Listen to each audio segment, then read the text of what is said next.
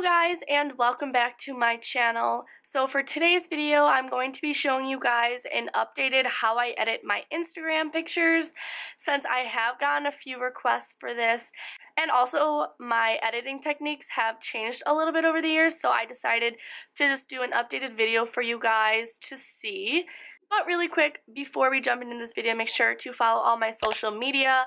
That is Twitter and Instagram. I will have both of those down below, but here is just my Instagram, and then I have Twitter as well. So make sure to follow both of those, and without further ado, let's just hop right into it. So of course, guys, you know me, I had to change up my background to match the fall AF aesthetic. So this is just my background, and right here is my pictures folder. So in there, I have Afterlight, Boomerang, Google Photos, ViscoCam, Canva, Play Memories, Unum or Unum, depending on how you pronounce it, and Aviary. As much as I use all of these apps, the three that I use for Instagram pictures the most are Afterlight, Visco, and Unum.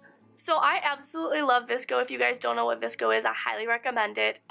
It's a really good app to use when you're thinking about sticking to like a theme or like an aesthetic for your Instagram. I'm not super crazy about my theme, but I do like to try and make my pictures cohesive and flow nicely so that when you go to my page, they all look like they belong together.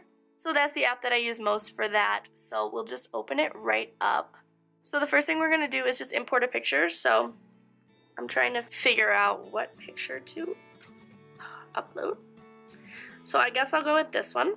I decided to go with this picture. It's just a picture of Ryan's dog, Chloe. She's literally the cutest thing ever. I had like a little photo shoot with her, as you can tell.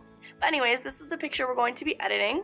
But the first thing I do when I open up the picture in VSCO is to pick a filter, and the filter I've been loving to use lately for my feed is HB2, which is right here. So as you can tell, it makes a difference, but I never like to keep it at 12 because I think it's just a little too much.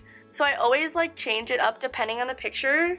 So for this one, I think that 5.5 looks good, but again, it really depends on the picture, the lighting, colors, stuff like that. And then I go over to this next little tab and I adjust just like the basic photo things. I don't know, I'm really bad at describing. So right here is exposure.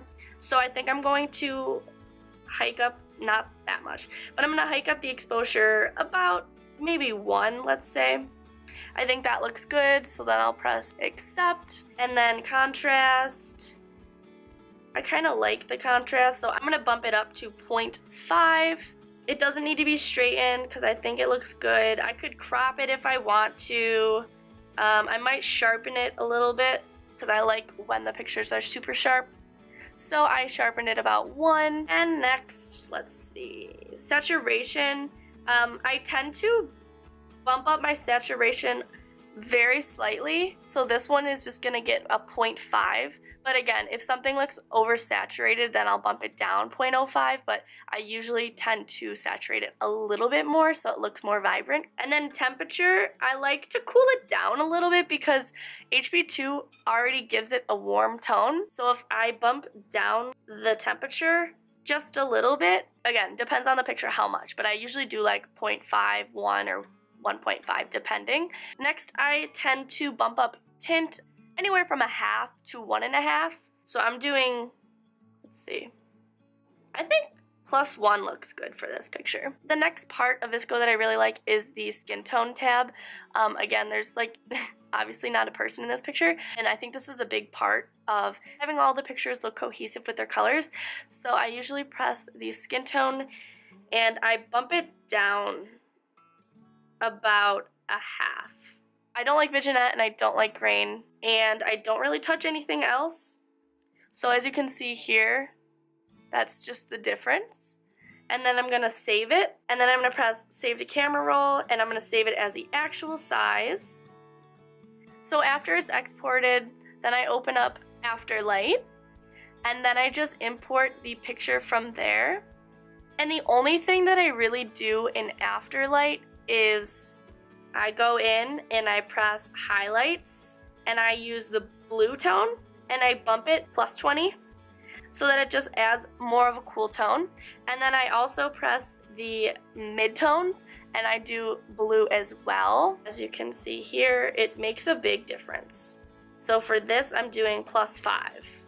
And then when I'm done, I just press save, and then I save it. So this is how the picture turned out. I think it's so cute. I really like the effect on it, and it definitely matches my feed. So yeah, and then I go into Unum. So basically what Unum is it's a grid layout for your Instagram, which I find super helpful because it helps me plan out all my pictures and make sure that when they're laying on my feed that they look cohesive and even and all that. So it just gives you like a preview of what your Instagram feed will look like before you post the picture. I have a lot of pictures planned for my feed, but basically I just add this in and figure out where I like it. So I absolutely definitely highly recommend Unum. It's really good for planning out my pictures, and I love it. So guys, that was how I edit my Instagram pictures. I really hope you guys enjoyed this video and found it helpful. So if you enjoyed this video, make sure to hit the like button and subscribe if you aren't already to see more of my videos. And I think that's everything. So thank you guys so much for watching. I love you, and I'll see you next time. Bye guys!